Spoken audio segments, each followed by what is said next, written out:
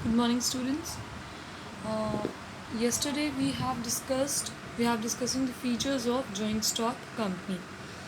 Meaning सबको clear है. Features हम 5th पॉइंट तक मीन्स कॉमन सील तक हम डिस्कस कर चुके थे. 6th point transferability of shares हमारा चल रहा था. इसको भी कहीं ना कहीं हमने आपसे डिस्कस किया था, लेकिन नेटवर्क इशू की वजह से और थोड़ा सा हमें इसमें कुछ और भी पॉइंट्स आपको बताने थे, इस वजह से हमने कहा था इसको हम फिर से लेकर चलेंगे.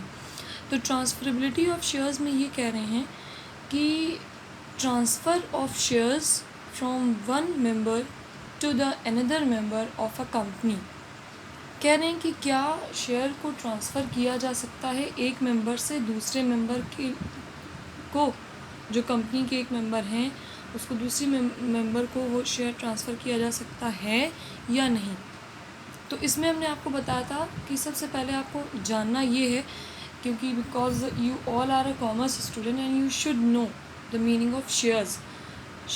कई लोगों ने, कई स्टूडेंट्स ने बताए थे कि कुछ स्मॉल पार्ट या प्रॉफिट. नहीं, शेयर्स का सिंपल मीनिंग अगर कोई पूछे आपसे तो आप क्या कहेंगे? Small part of the capital. किसी भी कंपनी की जो टोटल कैपिटल होती है वो अलग अलग शेयर्स में डिवाइड होती है. देखिए, आपको समझाने के लिए हमने यहाँ पर एक चार्ट जैसा बनाया हुआ है. जो कंपनी की टोटल कैपिटल होती है वो अलग अलग शेयर्स में डिवाइड होती है. कंपनी टाइम टू टाइम अपनी कैपिटल को और रेज़ करने के लिए, इंक्रीज़ करने के लिए अपने कंपनी के शेयर्स को निकालती है. अब बात आती है, हमने आपको कैपिटल के बारे में बताया था. तो कैपिटल तो ऐसे बहुत सारी होती हैं, अभी हम आगे भी और डिटेल डिस्कस करेंगे. अभी आप ये समझ लीजिए कि सबसे फोरमोस्ट और सबसे फर्स्ट जो कैपिटल होती है वो होती है authorised capital. Authorised capital means कि total capital of the duration of the business.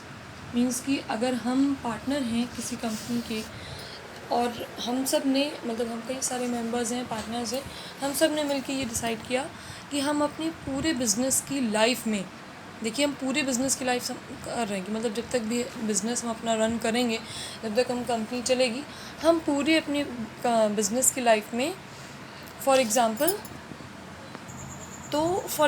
हमने डिसाइड किया, सारे पार्टनर्स ने मिलके, कि हम अपनी बिज़नेस की पूरी लाइफ में 3 करोड़ इन्वेस्ट करेंगे. मतलब हम अपने बिज़नेस में जो भी एसेट आएगा, जो भी रॉ मटेरियल आएगा, जो भी चीज़ें, जितना भी खर्च होगा, वो हम पूरा 3 करोड़ इन्वेस्ट करेंगे. It means total capital. Authorised capital क्या होती है? टोटल कैपिटल होती है. हम पहले ही डिसाइड कर लेते हैं कि हम अपने बिज़नेस में कितना इन्वेस्ट करेंगे, टोटल अमाउंट. तो ये जो टोटल अमाउंट है या टोटल कैपिटल होती है वो होती है ऑथोराइज्ड कैपिटल. और ये ऑथोराइज्ड कैपिटल हम जब कंपनी का रजिस्ट्रेशन करवाने चलते हैं तो उस टाइम पे हमें ये ऑथोराइज्ड कैपिटल के बारे में इंफॉर्मेशन देनी होती है, क्योंकि लॉ ये कहता है कि आप डिस्क्राइब करिए, आप इन्फॉर्मेशन पूरी दीजिए कि आप अपनी पूरी बिज़नेस में कितनी अमाउंट या कितना कैपिटल इन्वेस्ट करेंगे. तो authorized capital means total capital. फिर उसके बाद आता है इशूड कैपिटल. इशूड कैपिटल वो कैपिटल होती है जो टाइम टू टाइम कंपनी के जो मेंबर्स होते हैं, वो टाइम टू टाइम इशू करते रहते हैं फॉर द पब्लिक. मतलब मान लीजिए अगर ऑथोराइज्ड कैपिटल है 3 करोड़, तो इशूड कैपिटल इसी का हिस्सा होता है. 3 करोड़ में से हमने मान लीजिए 10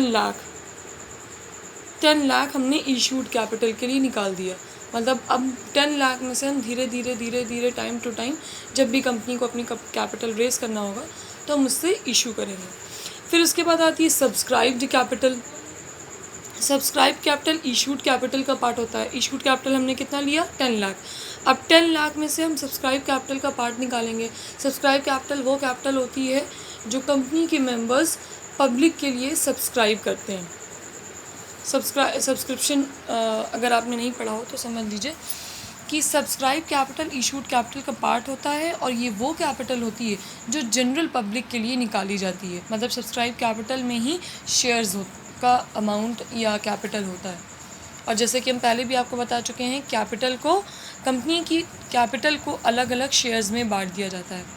मान लीजिए एक शेयर यहाँ पर 100 शेयर्स निकाला गया उसकी फ़ेस वैल्यू, जैसे तो फॉर एग्ज़ाम्पल हमारी टोटल कैपिटल है 10 लाख और हमने आपको बताया कैपिटल को अलग अलग शेयर्स में बांटा जाता है, मतलब टोटल कैपिटल जो होगी उसको अलग अलग शेयर्स के फॉर्म में बांट दिया जाएगा। यहाँ पर एक बार शेयर हमने निकाला 1000 रुपीज़ का जिसकी फ़ेस वैल्यू 100, तो जो भी ये शेयर 1000 का शेयर लेगा जिसकी फ़ेस वैल्यू 100 है उसके पास उसका 1 लाख अमाउंट कंपनी में चला गया। अब जब भी वो शेयर ये वाले बेचेगा, हो सकता है इस शेयर का अमाउंट उस टाइम पे जिस टाइम पे उसने लिया तो ज़्यादा रहा हो और फिर कम हो जाए। फिर उसके बाद दोबारा शेयर कंपनी ने निकाला 5000 की जिसकी फ़ेस वैल्यू है 100, तो 5 लाख हो गया। फिर दोबारा शेयर्स कंपनी ने निकाला 5000 के एट द रेट ऑफ 100, मतलब 100 इसकी फ़ेस वैल्यू है तो क्या हो गया 5 लाख। ऐसे करते करते 3 बार शेयर्स कंपनी ने निकाले और टोटल कैपिटल कितनी हो गई 10 लाख, जो कि एक्चुअल अमाउंट कैपिटल का था। तो कहने का मतलब शेयर्स क्या हुए, share is the small part of the capital. अब आई थिंक आपको क्लियर हो गया होगा कि कैपिटल जो कंपनी की होती है वो अलग अलग शेयर्स में बटी हुई होती है, और जो पार्ट या जो पॉइंट हम पढ़ रहे थे उसमें क्या था, transferability of shares. Transferability of shares मतलब कंपनी के शेयर्स को कोई भी मेंबर जब भी चाहे कंपनी से ख़रीद सकता है, शेयर ख़रीदा, और जब भी उसे कैश की या मनी की ज़रूरत होती है तो वो शेयर क्या करता है, दूसरे मेंबर को या दूसरे पार्टनर को ट्रांसफ़र कर देता है। अगर कोई इंटरेस्टेड है तो उसको जब ट्रांसफ़र करेगा तो कंपनी के शेयर्स उसके पास चले जाएंगे और जिसने ट्रांसफ़र किया है उसके पास कैश आ जाएगा। लेकिन अब वो कंपनी का मेंबर नहीं रह गया, वो पर्सन जो दूसरा पर्सन है जिसने कंपनी के शेयर्स को ख़रीद लिया है अब वो कंपनी का मेंबर बन गया। दूसरा केस ये है कि अगर कोई मेंबर नहीं मिलता है, अगर कोई पार्टनर नहीं मिलता है तो वो शेयर्स वापस कंपनी को सोल्ड कर दिए जाते हैं और फिर कंपनी उसको कैश देती है। तो इस तरह से शेयर्स ट्रांसफ़र होते हैं। Now come to the point transferability of shares. तो इसमें क्या कह रहे हैं कि कंपनी के शेयर्स को आसानी से एक पर्सन से दूसरे पर्सन हम ट्रांसफ़र कर सकते हैं, लेकिन प्राइवेट कंपनीज़ में, प्राइवेट लिमिटेड कंपनीज़ में शेयर्स को ट्रांसफ़र करना थोड़ा सा डिफ़िकल्ट होता है क्योंकि उसमें लीगल प्रोसीजर्स और फॉर्मेलिटीज़ ज़्यादा होती हैं। Okay, now 7th point is separation of ownership and control. कह रहे हैं कि कंपनी में जो मेंबर्स होते हैं या जो कंपनी के, देखिए कंपनी के जो शेयर्स होते हैं उनको जो परचेज़ करता है, उनको जो ख़रीदता है, उनको हम क्या कहते हैं, shareholders. And shareholders are the owners of the company. जाहिर सी बात है, जो कंपनी के शेयर्स जिसने ख़रीदा उसको हम क्या बोलेंगे, शेयर होल्डर्स। और क्योंकि कंपनी की उसके पास ज़्यादा, और जिस भी पर्सन के पास जितनी कंपनी के ज़्यादा से ज़्यादा शेयर्स होंगे वो उतना ही कंपनी की ओनरशिप उसके पास हो जाएगी। ठीक है, तो यहाँ कह रहे हैं ओनरशिप और कंट्रोल किसके हाथ में होता है, शेयर होल्डर्स के हाथ में। और शेयर होल्डर्स ही ये डिसाइड करते हैं कि कंपनी के डायरेक्टर्स कौन होंगे। याद रखिएगा, shareholders are the real owners of the company because they have the shares of the company, they purchase the shares of the company. और शेयर होल्डर्स डिसाइड करते हैं, आपस में इलेक्शन होता है, इलेक्ट करते हैं कि who will be the directors of our company, कि हमारे कंपनी के डायरेक्टर्स कौन होंगे। ठीक है, फिर डायरेक्टर्स जब डिसाइड हो जाते हैं तो डायरेक्टर्स के हाथ में पूरा मैनेजमेंट और कंट्रोल का वर्क होता है। डायरेक्टर्स चाहें तो ख़ुद भी कंट्रोल और मैनेजिंग का वर्क कर सकते हैं, और नहीं तो वो बाहर किसी आउटसाइडर को, किसी प्रोफेशनल एक्सपर्ट को मैनेजमेंट का वर्क या कंट्रोलिंग का वर्क पास ऑन कर देते हैं। तो ऐसे समझिए कि कंपनी के ओनर्स कौन हुए, शेयर होल्डर्स। कौन शेयर होल्डर्स होंगे, जिनके पास कंपनी के शेयर्स होंगे। शेयर होल्डर्स डिसाइड करते हैं कि कंपनी के डायरेक्टर्स कौन होंगे। आपस में जैसे इलेक्शन होता है वैसे यहाँ पर भी इलेक्शन होता है, और फिर शेयर होल्डर्स आपस में मिलकर अपने वोट से ये डिसाइड करते हैं कि कंपनी के डायरेक्टर्स कौन होंगे। डायरेक्टर्स जब डिसाइड हो जाते हैं तो डायरेक्टर्स के हाथ में पूरा कंट्रोलिंग वर्क होता है।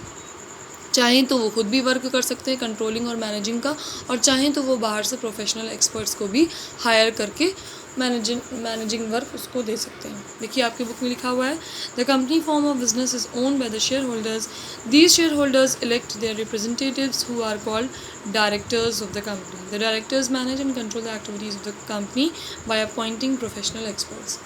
फिर ये डायरेक्टर्स के हाथ में जब कंट्रोल वर्क आ जाता है तो फिर वो बाहर से किसी आउटसाइडर प्रोफेशनल एक्सपर्ट को अपॉइंट करते हैं अपने मैनेजमेंट के वर्क के लिए, ताकि हमारा जो वर्क है मैनेजमेंट का और बेटर हो सके। ठीक है, next and the last one is limited liability. Limited liability हमने आपको पहले भी बताया था कि एलएलपी हो या कंपनी हो या कोई भी बिजनेस का ऐसा फॉर्म जिसके साथ हम सेपरेट लीगल एंटिटी या सेपरेट लीगल एग्जिस्टेंस का वर्ड जोड़ रहे हैं, जो किसी ना किसी एक्ट के अंडर में रजिस्ट्रेशन उसका कंपलसरी हो, तो ऐसे में उसके मेंबर्स या पार्टनर्स की लायबिलिटी कैसे हो जाती है, लिमिटेड, जैसे हमने एलएलपी में भी देखा था। तो same with the company, company को क्योंकि सेपरेट लीगल एंटिटी बोला गया है और कंपनी इंडियन कंपनीज एक्ट 1956 या 2013 में रजिस्ट्रेशन का कंपलसरी है, इस वजह से यहाँ पर मेंबर्स की लायबिलिटी कैसी होती है, लिमिटेड होती है।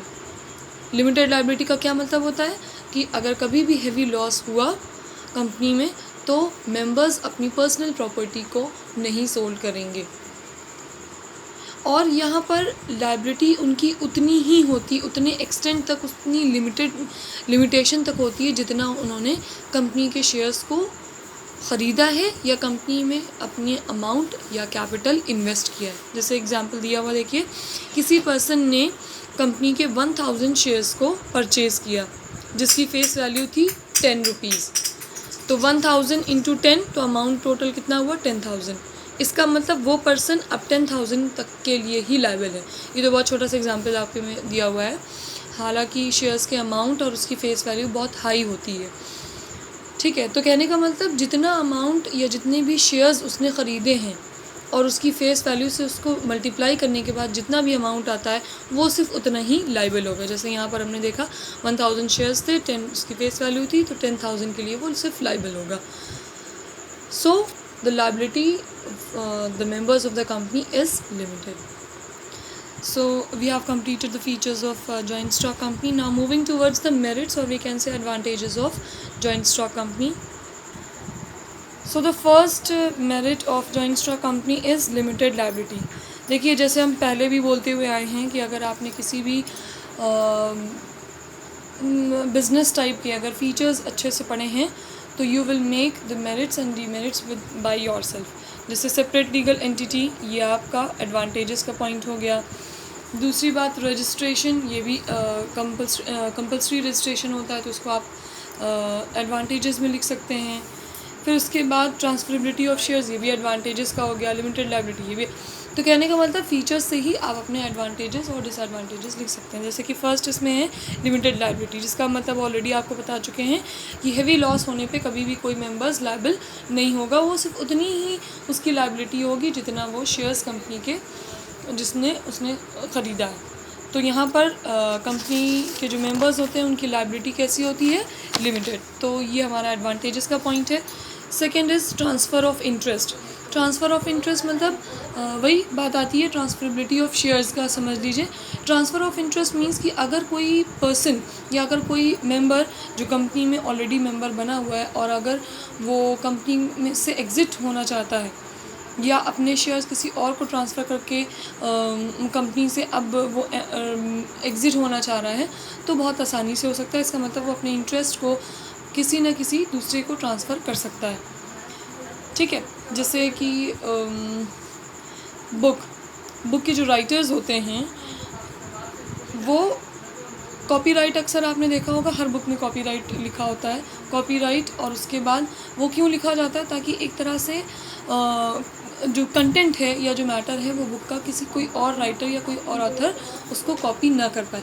हाँ, लेकिन अगर राइटर चाहे तो उस कॉपीराइट को किसी भी दूसरे पर्सन को इन रिटर्न ऑफ कैश उसको बेच सकता है। इसका मतलब इसको ट्रांसफ़र किया जा सकता है, रॉयल्टी इसकी ट्रांसफ़र की जा सकती है। वैसे ही इसमें भी होता है। देखिए, लिखा है the shares of the company can be easily bought and sold in the market. If the owner of shares is in need of cash he can easily sell the shares and get cash. कह रहे हैं वही transferability of shares वाला हमारा point है कि अगर कोई पर्सन चाहता है जिसने कंपनी के शेयर्स लिए हुए हैं और उसको कैश की ज़रूरत है, मनी की ज़रूरत है, तो वो अपना शेयर किसी दूसरे को ट्रांसफ़र करने के बाद कंपनी से एग्ज़िट कर सकता है और कैश लेकर वापस जा सकता है।